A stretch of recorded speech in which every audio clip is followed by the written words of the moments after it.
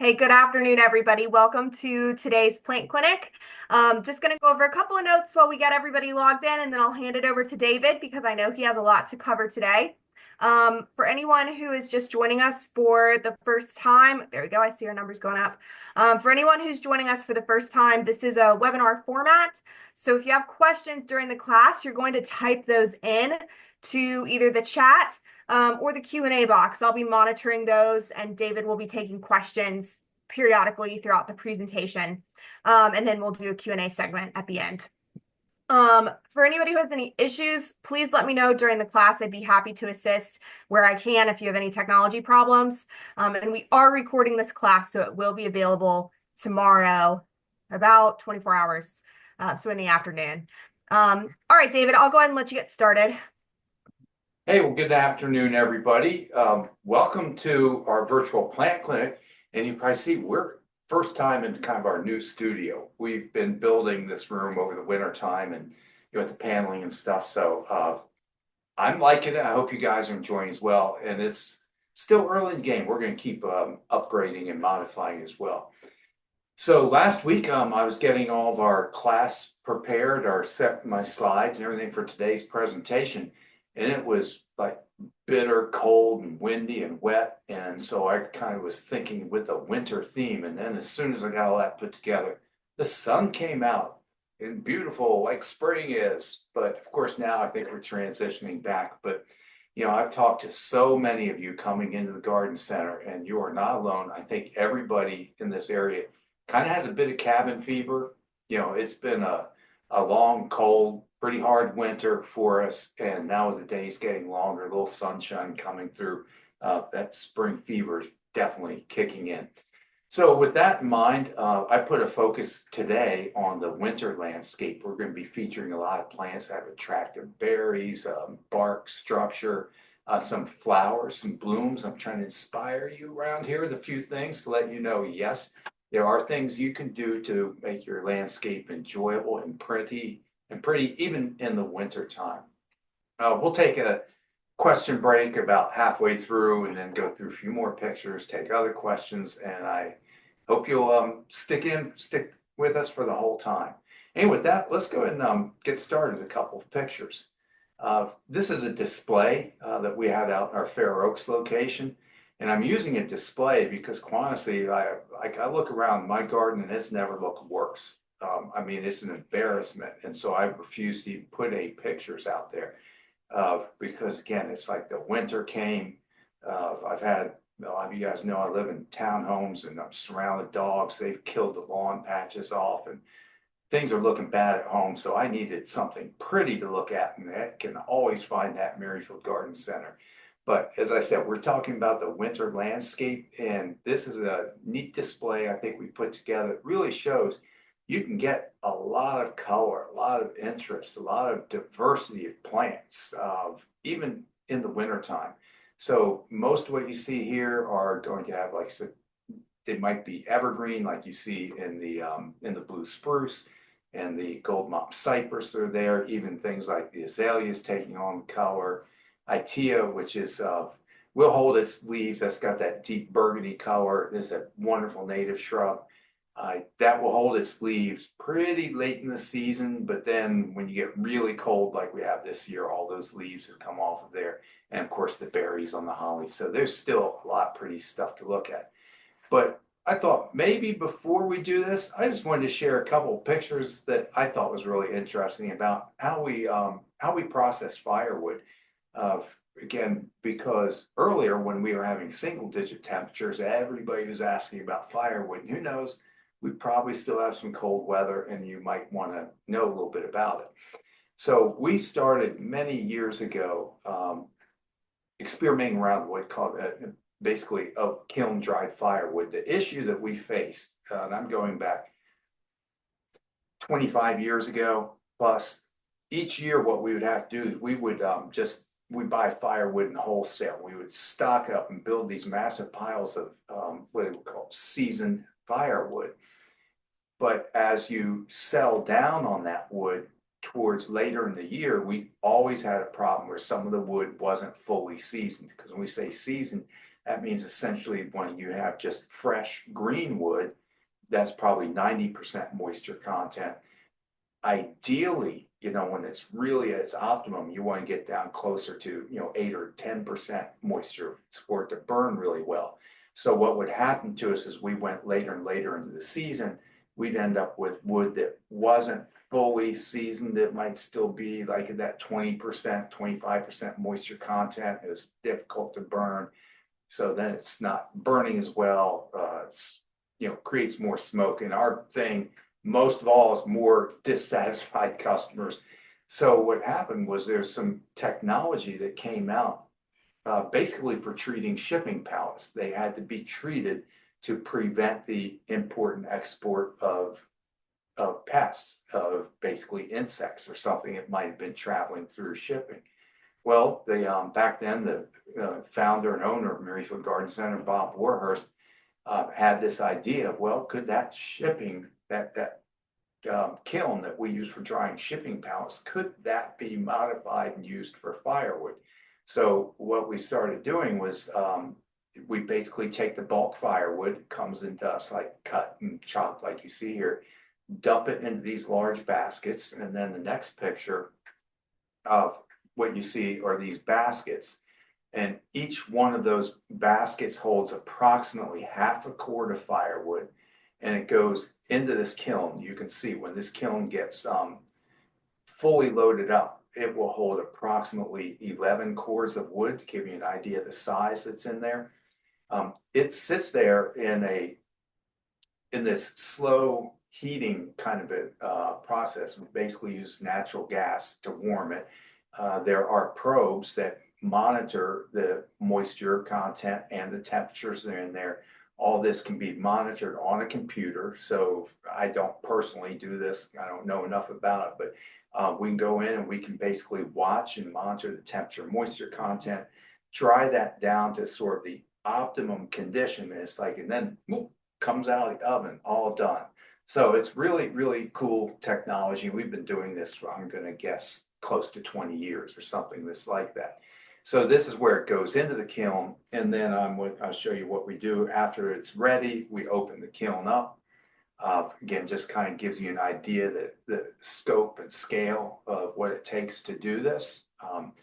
And then that's essentially how it comes out of our kiln, all dried to the optimum moisture content. This way, it burns really well. We can sell it. You basically, we are assured it's the right moisture content, so it's going to burn really well. When it burns well, that's less creosote, better, more heat efficiency that comes out of it. Also, that prevents any little bugs or critters that might have gotten in there. So there's just a lot of advantages that go to it handling this way. And it's not only, this is all the stuff that you see behind the scenes. What you actually see in front of you, our next picture, is how we actually measure it out. Just a little piece of trivia, but I was wondering about, when we talk about a cord of wood and so on, that term's been around ever since the 1600s.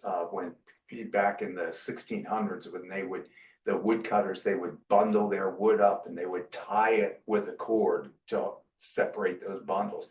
And that cord became this weird measurement where it's 4 feet by 4 feet by 6 feet. So that's the volumes that they are. And that's stuck with us. So firewood is sold as cords or portions of a cord. So you see that larger box on there, that is a quarter cord of wood. The smaller ones are 1/8 of a cord. Now we'll sell it in small amounts, even like down to where you just buy, essentially it's a 32nd of a cord, so you might just want stacks and you can have a nice fire for 2 or 3 nights or something like that. So you can buy it anywhere from little small bundles like that, all the way up to 1/8 of a cord, quarter of a cord, half cords, full cords, on from there. But what you see here is also, I think it's nice that we're actually measuring it out. These boxes that we built and cut to size, we stack it in there. So we not only are able to give you good quality on the wood product itself, but also very reliable service in terms of measuring it. Many, many years ago, and this is, I'm just kind of going off target here too, but I lived in a solar home and old farmhouses and heated exclusively wood for 20 years. I never had a thermostat until I was till it was like 2001. And back then it was like kind of a fly by night operation. I'm telling you, we'd just be, stacking wood into the back of a pickup truck and look at it and saying, yeah, that should be about a quart or something like that. So I'm just telling you, it's nice to be a part of a professional operation here where it's like, hey, this is mixed hardwood, it's dried to the proper level, it's measured out the level. And if you need any firewood, keep us in mind. So I just think a little bit of sales pitch, but mostly it's just fun sometimes to show you what goes on behind the scenes that's there. But let's talk about plants and gardens, because that's really what we're looking forward to. So this is obviously, or may not be obvious to me, this is kind of late spring. You start to see the lavender that's in bloom back there, the annuals that are. This is what we always envision or dream about in our garden. Can't wait for spring to get here. But again, I love that I get to live in an area that truly has four seasons, because I'm of this belief that we can find beauty and interest wherever we look, wherever we turn our eyes. So you look at this picture, and then you'll see in the next image, just fast forward, same garden, same image, just different time. Now, one of the things that's really neat here, you can see when you catch it, when you have that nice snow. And we had we had that one really nice snow where it did come down nice and powdery and it kind of clung to all the branches, but before it got all sloppy and stuff on the roads. And what you start to see is in a garden like this, okay, suddenly all the color is wiped out. We start to lose color that's in the garden. It just takes on this black and white type of imagery that's there. But you really start to see the structure of the garden, how it's designed, is laid out, and the plants themselves are in there. So it's still a beautiful, beautiful season. It's just different, has a different kind of look that's in there. So that's what I'm saying. Let's just kind of open our eyes and look at beauty of plants as they go throughout the entire seasons. So I've got a couple specific trees and shrubs and stuff that I thought we'd highlight as potential candidates for your winter garden. And we'll just move in to this one. So here we go. American sycamore, huge native trees, typically grow in very poorly drained areas and floodplain areas along stream banks. They're plentiful, they're abundant and common throughout the whole mid-Atlantic area. But you probably walk past it, kind of ignore it the entire season until winter comes. And then you look up in winter and you suddenly recognize, what's that? What tree is that? And really, because this tree really takes that center stage and looks its best, I think, in the winter after the leaves have shed off of there, and you really start to see the bark characteristics that are in there. So this does have this peeling, exfoliating bark. And one of the things that you can see here, and we'll point this out in several plants throughout the presentation, if you look down the old trunk of the tree, it's just kind of that, brown bark that's in there. It's not anything, it's really eye-catching, but it's the younger, more juvenile growth that's up in the upper canopy of the tree that really has this beautiful kind of, you can see that kind of white coloration that's in there, the mottled coloration, and start to see the structure of the tree. So again, this would be more of a naturalized area. This tree is probably too big for most of us in our homes. Maybe if you're in a commercial area, you got common property, areas that are poorly drained, they can make a nice street tree in the right environment that's there, but you definitely need to have room for this one to grow. So I'm just put that in there, kick this off, but like I said, I've got a couple others I want to show you that probably a little more applicable for suburban, urban, residential kind of landscape. So let's see what's next. So when we talk about beautiful bark, right up there at the top of the list, the one that we really need to always consider is the paperbark maple. This is an Asian species, so it's not the sycamore saying a native tree. This is an introduced one, but it does a lot of different things for us. It's a very reliable, sturdy, essentially pest-free, easy care type of tree. Quite slow growing, so its size is very diminished. It will eventually get to, let's say, 30, even 35 feet as it matures, but because it's only growing a few inches each year, that could take a long time. So it's really nice for small gardens because it's easy to contain as far as its size goes. You can see the picture in this where it's in the summertime, get an idea of the overall form of it, and then that close-up of the bark that's in there. So this is really a tree for all seasons where it goes a brilliant crimson red in the fall. After it sheds its leaves, get this beautiful peeling bark that's on there. And then during the summer, you get a pretty nice, tidy, nicely formed tree. You might see in the background behind it also the birch tree. That is the river birch. That's our native species in the background. Much larger in size, probably 3 times bigger, much faster growing than the paperbark maple is. But I thought this was a nice kind of combination with the big birch in the background. And it also has the peeling, exfoliating bark, kind of partnered up with the little paperbark maple, also having the really nice, interesting bark for the winter interest as well. So yeah, they shed their leaves, but they can still look pretty cool in the wintertime. And let's see what we have coming up next. Oh yeah, still talking about bark. When I put these together, I must have been on that kind of thought process. Another Japanese maple. So you can see again the overall size. It's at least on my left. I never know if that's your right. The tree in fall.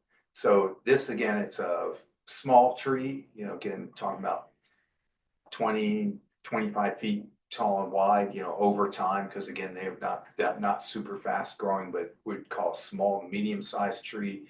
Nice form to it. The golden color, that's in the fall. It does go to just a nice light green in the summertime.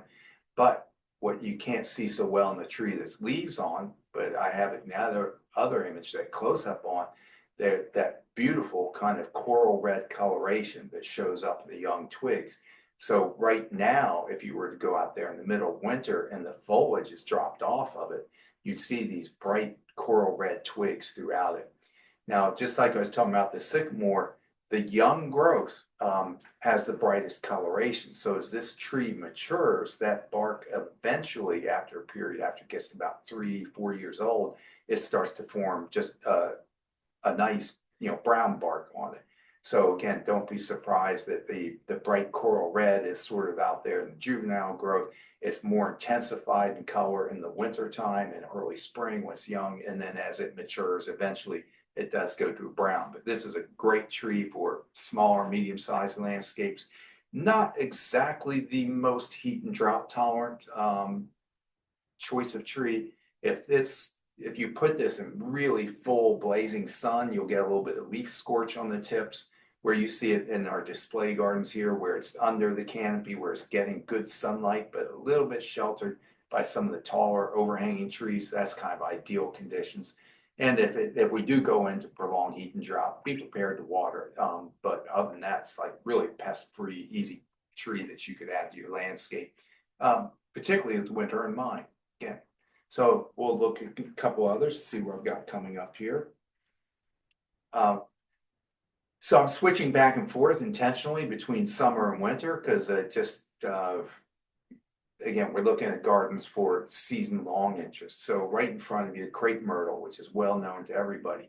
This picture is probably taken in mid-July time period when you see the crepe myrtle in full bloom and the panicle hydrangeas in the backdrop there. I think that's probably the limelight back there. I think is what they're using in here. So this is summertime picture, but if you look at a crepe myrtle in winter, coming right here, it takes on a whole nother look, a different characteristic that's in there.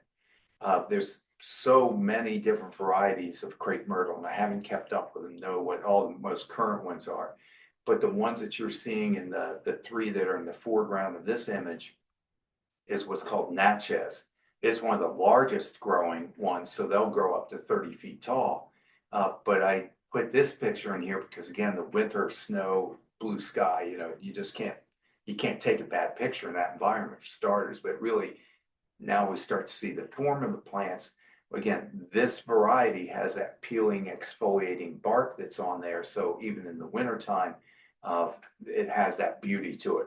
a lot of times when they begin to peel, so this one, when they're young and juvenile, you don't see the peeling bark. As they start to get 7, 8, 10 years old, then that peeling bark becomes more and more dramatic. So unlike the others, this one, as it gets older, the bark gets prettier, more noticeable in there.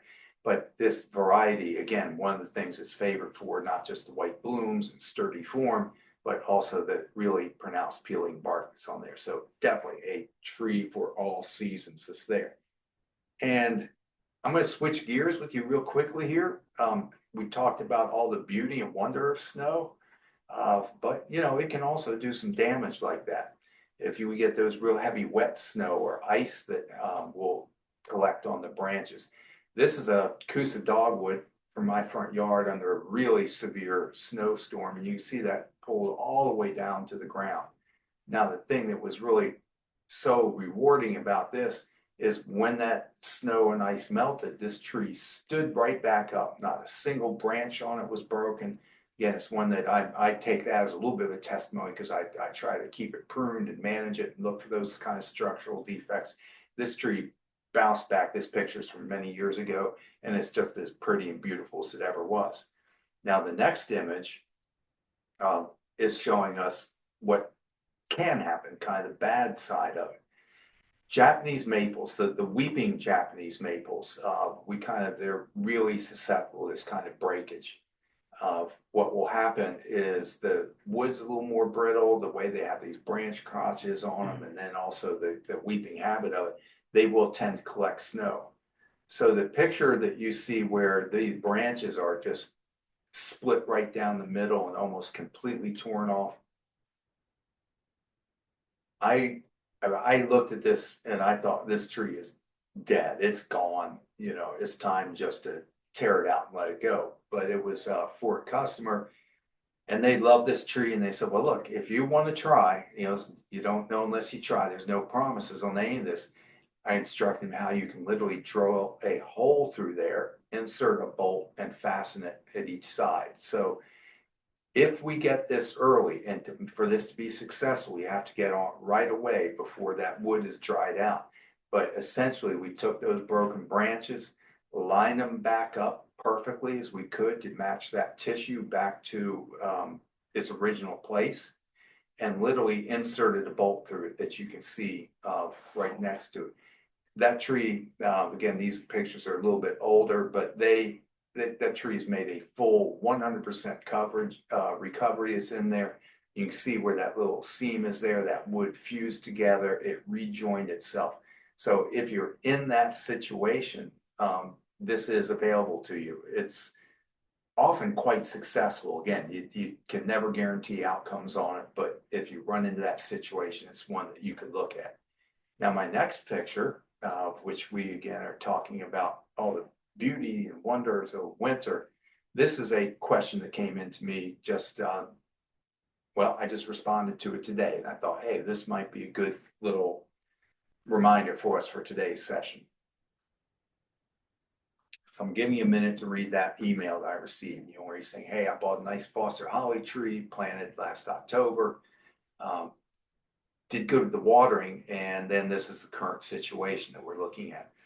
So what happened here is we have really been kind of fortunate where we've had a lot of snow, ice, rain.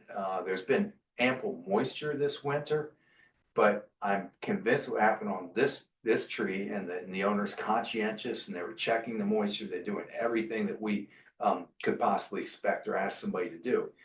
But this tree, what happens is when you buy it, it comes in a pot. It's just like this hellebore, right? It comes in a container.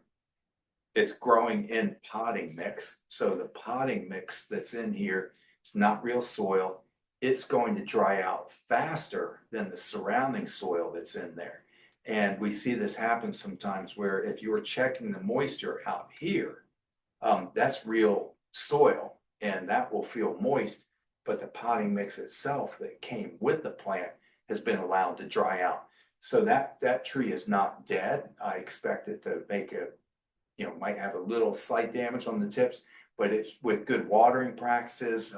And as spring approaches, I told them, hey, we're just going to monitor the progress. We talk about how to double check the moisture. If we need to, water directly on that root ball that's in there. And hey, worst case scenario, if it doesn't work out, we've got, replacement policies, and we can always go down that road if we have to. But that's kind of specific to new trees. If that plant had been in the ground for a couple of years and it had some roots in the surrounding soil, it'd be totally fine. So this is a point where I'm going to take just a quick little break here, see if we have any kind of questions that might pertain to winter damage, firewood, winter plants, anything that's on your mind. And then we'll go back. I've got plenty more plants to talk about today. Yeah, we've got a variety, not all related to winter, so we'll get to those later. But we do have one question I want to get to before you move on. Anybody used got a bit to send in, so just send them in if you have any related to these past slides.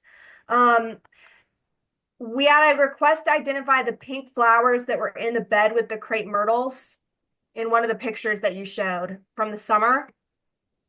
Do you know what flowers were in that picture? Oh, you know what? I think I do know, but I just remembered. This is why I have pictures. I'm almost positive. A little tiny picture.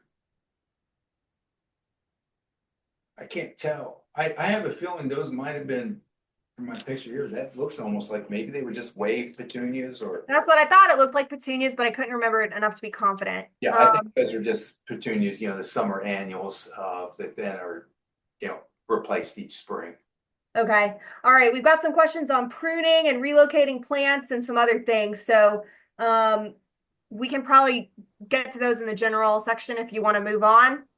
Oh, let's take a question or two. I'm tired of looking Why not? at pictures. I'd rather talk to people. Here's a question about pruning red buds. We're used to trimming other trees where the branches cross or to correct balance.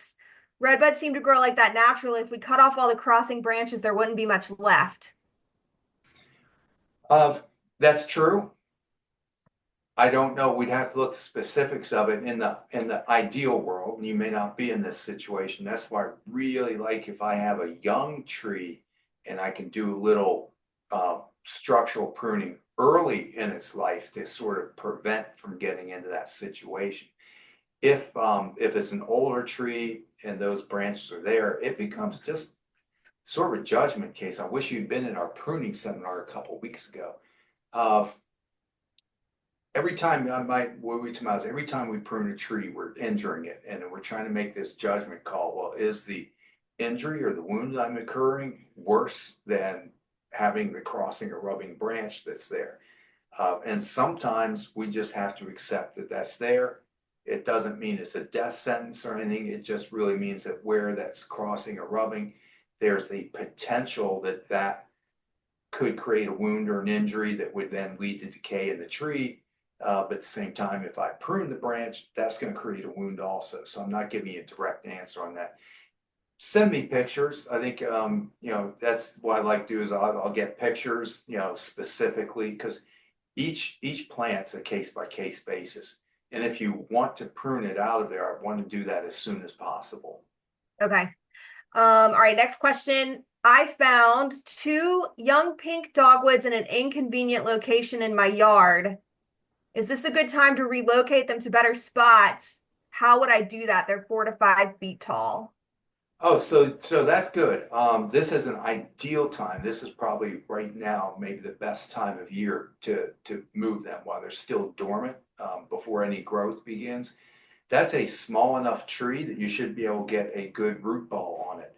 So as soon as the weather permits and you've got the time and energy, essentially you're going to go out, and I'm guesstimating on a 4 or 5 foot dogwood, I might want to have a root ball that, let's say, is 20 inches across. Again, so you'll go down. Basically, you have to cut roots. When we transplant a tree, we are cutting roots.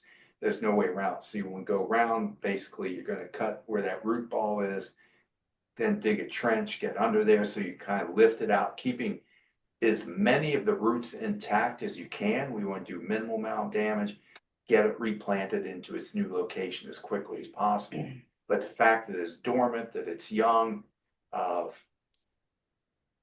odds are, really favorable to be successful in doing that. And then this summer, that's where the real challenge comes in because it has a smaller root system. It's been compromised.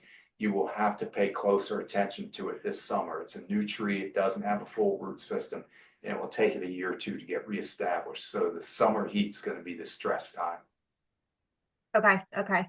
I have an area in my backyard that gets very boggy. Which plants can I grow there, or are there any alternate solutions? There's a lot of wonderful plants that you can grow in boggy kind of locations. It kind of depends a little bit of trees, shrubs, and so on. One that is a favorite of mine, and I had it in that very first slide, and I've got it kind of as a foundational plant in my garden, which is you walk back there today and it's squish, squish, squish. This one's called the Itea, ITEA. It's a shrub, native shrub, Itea virginica. And there's the one I have growing, it's a small variety. It's called Little Henry.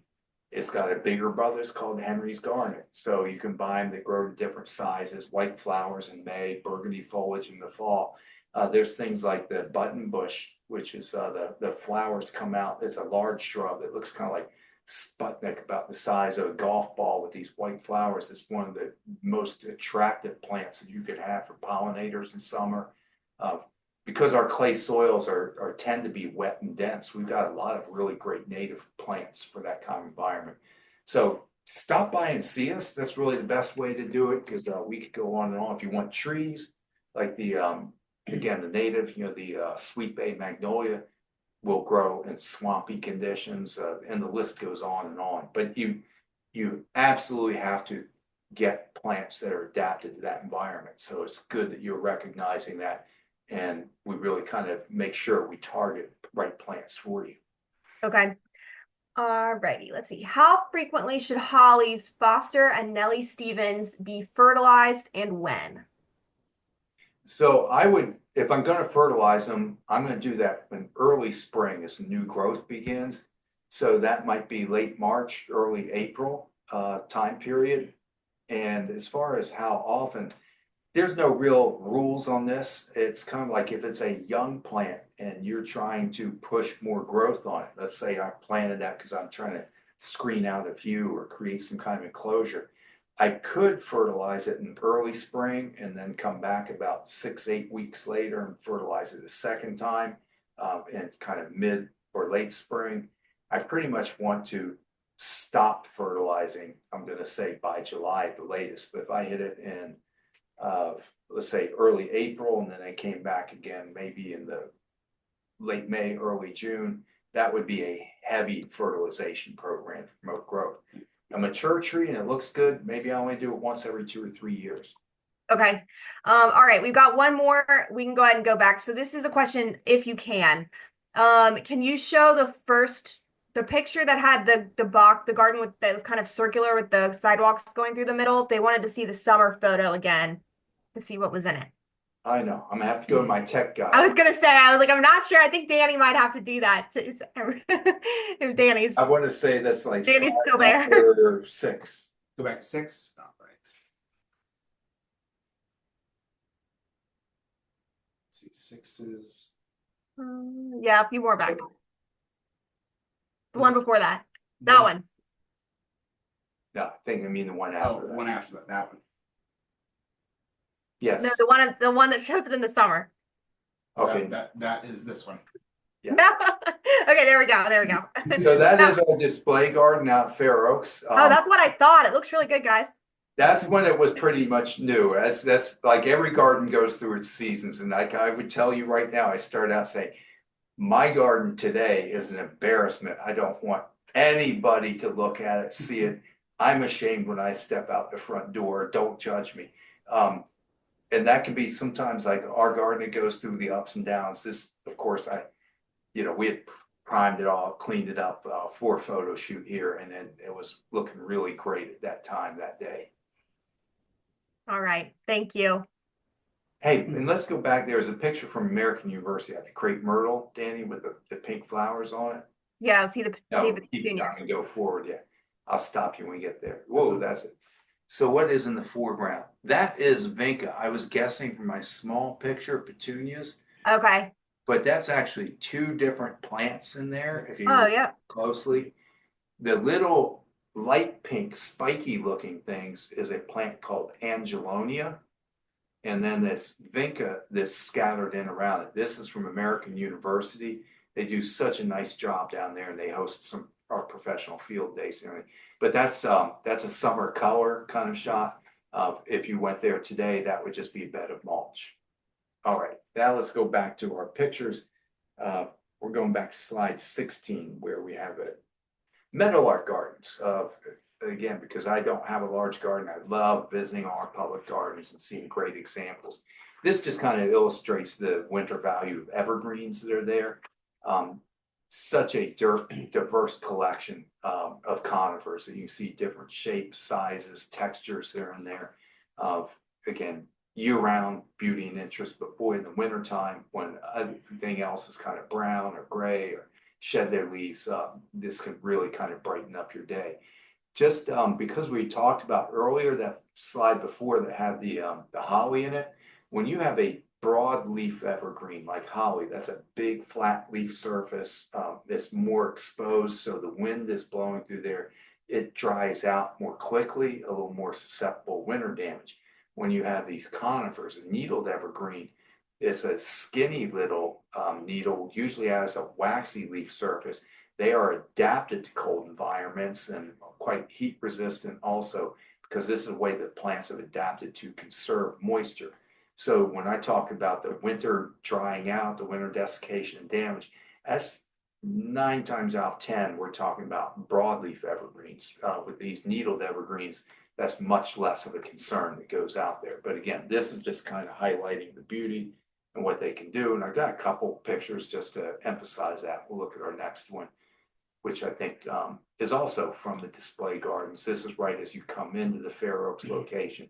This is a weeping blue Atlas cedar. So a blue Atlas cedar would normally go basically straight up, just almost like the lamppost behind it.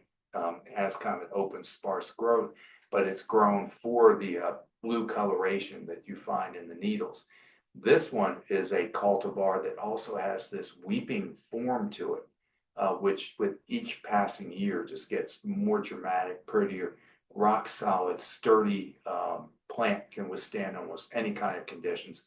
Does its best in a fairly sunny environment, but you can see here it's still under a little bit of canopy of that river birch. So it's not in full 100% sun, but it will go from full sun to sort of part shade. And you know, we do a little tiny bit of pruning to maintain the size on. It's probably now, I'm going to say 8 feet tall, and it might be 12, 14 feet wide at this point in time. But that's over many years. It's been there for over 30 years. And then let's see, what do we have coming up next? Oh, so the bright red in there, this is a winterberry holly, surrounded by evergreens. So really emphasizing the point that we need all of the above to keep our gardens looking pretty all the time. Now the winterberry holly, it's about as dull and boring as a plant can be through most of the growing season. It has this kind of drab olive green leaf on it. There's really no distinction to the form or shape of the plant. The flowers are so tiny, if you don't go looking for them, you're not going to hardly find them that's in there. But this plant that goes completely ignored through the summertime is a showstopper in the winter, because it is a true holly. The leaves shed off of there, and then you're just left behind with these beautiful crimson red berries. And they will hold on through most of the winter time. They'll keep going, and then in late winter, when they've reached just the right sugar content and they're ripened up, and then the birds descend on it all at once and strip it clean. So again, a lot of these are native plants or cultivars of native plants, and they would naturally grow kind of in a stream valley sort of environment. So they'll tolerate some moisture and some shade that's in there. So I don't know if I want to use the word bog, somebody's talking about having a boggy garden, but this is a plant that will tolerate some moisture, and it might also be a good candidate for that kind of location. And you can get them anywhere from like 3 feet tall to 6 to 8 feet tall, different colors of berries on, a lot of choices that's in there. So let's talk about flowers. because I see my time is going by quickly. So there are flowers for the wintertime. Paper bush, which is, I think it's native to China and other parts of Asia that's there. But it's in the same family as Daphne, and that Daphne family, so you can see kind of that stout branching that's on there. The buds, which I have a close-up of, those buds form in late winter, and you get these beautiful kind of silky looking large buds that carries all the way through the winter. And then in about February, right about this time of year, they open up into these fragrant kind of creamy yellow flowers that's there. So this is also a plant that's shown to be quite sturdy. I was concerned when I first caught my eye, but I'm talking about decades ago, if it was going to be really reliably winter hardy. But I've been watching this plant for like 20, 25, 30 years now. They've proven themselves to be really hardy, pest-free. The only thing I would mention is it can get quite large. So you want to do a little homework and make sure that you allow space for it to grow, or be prepared to do a little bit of pruning on it. But this is a plant that I think more people are becoming aware of it because they look at it, it's so exotic, it's so cool, then they start saying, gotta have it, and finding places for it. Again, this is the Ripley Garden down by the Smithsonian. So you can always pop by there if you want to check it out for yourself. They also have nice specimens, big specimens up at Brookside. And let's see what's coming up next. Absolutely love all members of the hazel family. This is the a witch hazel. It's a hybrid Chinese form, so it's not our native one. This is from out in my front yard where, because I'm in a small property, I decided I was going to buy a witch hazel and just kind of train it to where it kind of looks like a small tree. They kind of are more of a large shrub, small tree. Our native witch hazel tends to flower in very late fall. This one flowers for me in February. It's not, well, it's going to be March this year. The buds are there. The buds are starting to swell, but they have not opened yet. This particular one you can see with the yellow, it's Arnold's Promise. I like it for the bright yellow color, fragrant blooms, nice form that's in there. You can see Helena in there. There's a big range that has that kind of coppery color. There's some that are sort of a deep red. So there's a lot of different choices, and we can go anyway from our native witch hazel to, again, some of the introduced ones, hybrid. They're all fantastic. And the prettiest time of year where they look their absolute best is in the fall. They get the really spectacular coloration there. So definitely to me, this is like a plant for all seasons. And everybody goes by and it's like in the middle of winter and they're starting to wonder, what the heck is that? And I'll get questions about. It's always a nice thing to brighten up the winter days. And let's see where we go from here. Oh, so looks very similar. You can see that kind of open, airy look, little small bright yellow flowers.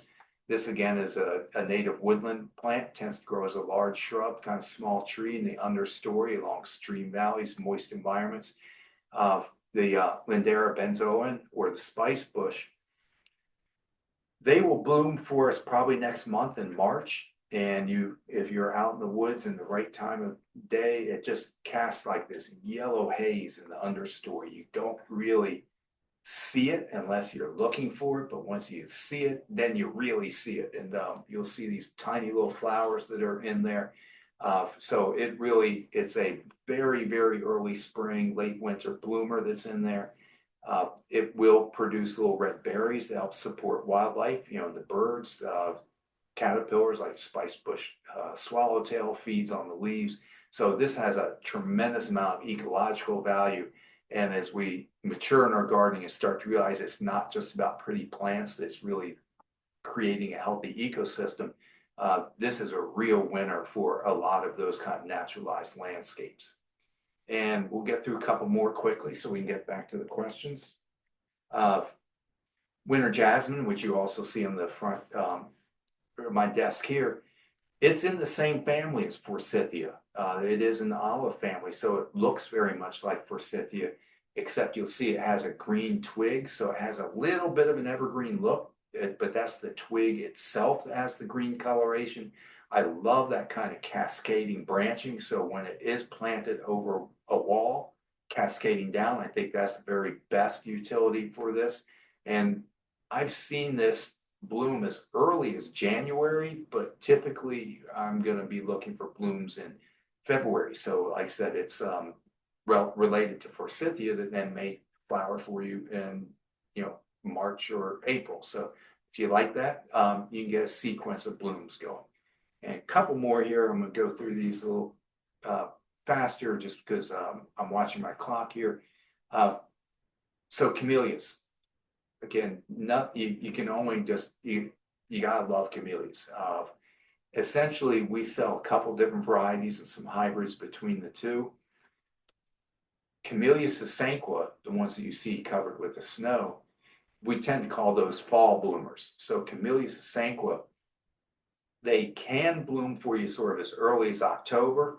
They bloom well into November and oftentimes into December, depending a little bit on what the weather conditions are. That's why I put it in my winter landscape collection that's there. The blooms are smaller than what you find in Camellia japonica. So Camellia japonica, the one that you see the bright pink on there, those are larger blooms, a little bit larger, more robust, upright plants. They don't create as many flowers, but they will also, but like I said, they'll be larger and showier in bloom. Camellia japonica, we can get flowers sometimes in January. Definitely by February, we're starting to see blooms. People are posting them on Facebook and things where they have camellias have started to bloom nearby, and that bloom season may continue all the way to April. The Camellia japonica is the one where you got to be ready to do a little bit of sheltering and protecting on it, or many years, right as it's about to bloom and it's budded up, we get severe cold, it could damage the flowers. So if that's really important to you, you have to be prepared to shelter or protect it. So that's one of the reasons I tend to lean towards the sasanqua camellias, because if I have to fuss around with it, protect it and shelter it, it's not really going to do well with me. But if you're willing to make a little bit of that commitment to it, or you have just the right location, or let's say you're closer into the city with a great microclimate, there's so many of these different colors, shapes, forms, and they are absolutely gorgeous and blooming when we could really use a little bit of color in our day. And I think I've got one or two more, and then we'll go back to our questions. Again, just emphasizing the beauty that's throughout the year. When you do have perennials, we like to leave them above ground because even the stems and stalks add some interest. This also provides a little bit of habitat and shelter for different insects and small animals in our gardens. So we can cut that down, but I like to wait to the very last minute. So I'm often doing this. It might be late March or early April sometime. And if I have a real naturalized garden, I can just leave it alone, That's just grooming and tidying up. The plants don't require it, but I know at some point in time we probably do want to do a little of that cleanup. And then one last slide, and then we'll see if we have any questions. Absolutely foolproof, statuary, put that in, no muss, no fuss, and that can even take on its own little characteristic in the winter. So with that, I'm going to stop, see if we have any questions, and maybe share your ideas of what's working. All right, everybody, feel free to send in any questions you have. We'll go as long as we have questions or until 3 o'clock if we get any more. First, we have a comment from a hobbyist beekeeper. They said the winterberry holly is a great shrub for honeybees and the bees love the flowers, which I hadn't heard that before. So I want to share that. The next question, will Camellia japonica grow in shade, like 1 to 2 hours of sun each day? So the answer is yes. I'm going to tell you that back to I love the honeybee comment, because really the hollies are bee pollinated, and that's true of all hollies, because we don't have as many bees. I see a lot of flies on them now, but yeah, just plant more flowers for the bees and for everybody. The camellias, I'm going to say 2 or 3 hours of direct sun is kind of a minimum amount to still get blooms. With a camellia, as you push it deeper and deeper into the shade, the flowering kind of starts to diminish, so the plant's still living. So I was telling me she's had a little experience with this. So when I'm going 2 or 3 hours of sun, I want to make sure we get at least that. Otherwise, you've got a nice evergreen but maybe not so many blooms. Yeah, so I know that's what I was telling you. Some of my neighbors planted camellias in full shade, and there's one flower among four shrubs. So definitely don't do no sun at all. Okay, next question.